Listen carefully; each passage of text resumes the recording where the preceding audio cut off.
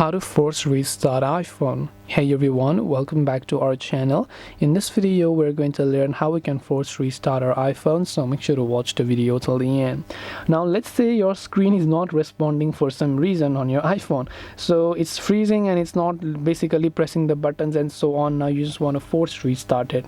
So to force restart it, press the volume up, quickly release it and press the volume down, then hold the side button. I repeat the drill again: volume up, volume down very quickly. Do not keep holding these volume buttons though. Press and then just hold the side buttons. So to show you it, all you have to do is press like this quickly and then just go ahead and then press the power button like this.